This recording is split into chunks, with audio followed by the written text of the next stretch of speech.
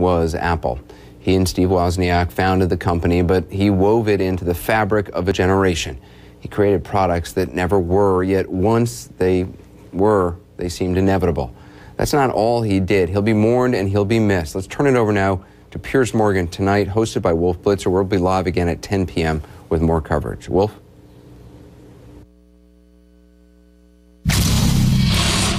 Good evening. I'm Wolf Blitzer sitting in for Piers. You're looking at a live picture right now of Apple headquarters in Cupertino, California. There's breaking news tonight, sad news. Steve Jobs, the man who put the world in the palm of your hand, has died. The 56-year-old Apple co-founder was the father of the iPhone, the iPad, and the iPod. The man who started Apple in a Silicon Valley garage and built it into the world's leading tech company. And in the process, he started a worldwide computing revolution.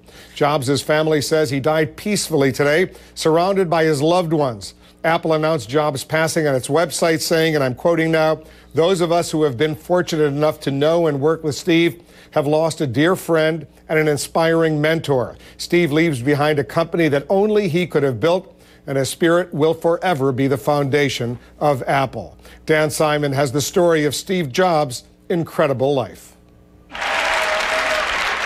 Today, Apple is going to reinvent the phone. Steve Jobs was a modern-day Thomas Edison. You can do multi-finger gestures on it, and boy, have we patented it. He didn't have a patent on his own look, but he was rarely seen without tennis shoes, Levi's, and a black shirt. He was legendary for his flair and showmanship. Amazing. And the screen literally floats in midair. Stephen Paul Jobs was born in San Francisco. His mother, an unwed college student, put him up for adoption. He developed an early interest in computers, going to after-school lectures at Hewlett-Packard. After high school, he attended Reed College, but only for one semester. At just 20 years old, he started Apple Computer in his garage with friend Steve Wozniak.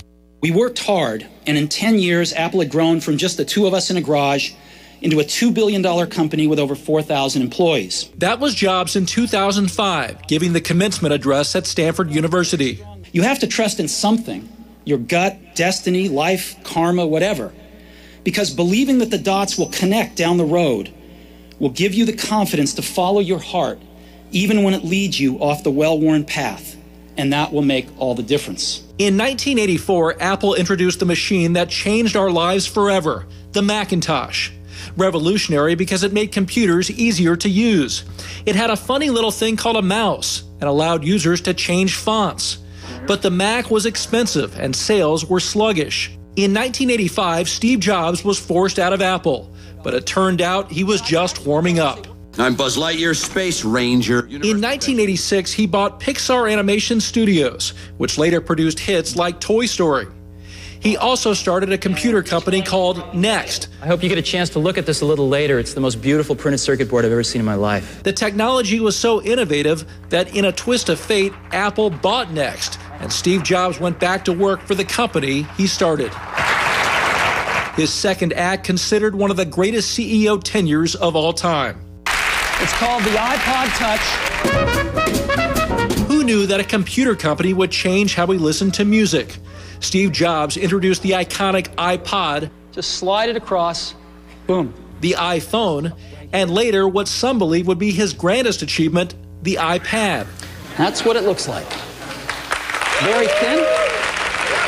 Apple dropped the computer from its name to reflect the company's expansion into consumer electronics.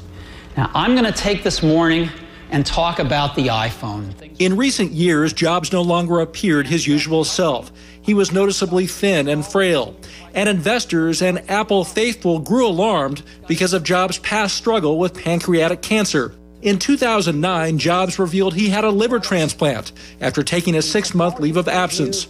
But he returned to the stage with his usual vigor. It is our new MacBook Air, and we think it's the future of notebooks.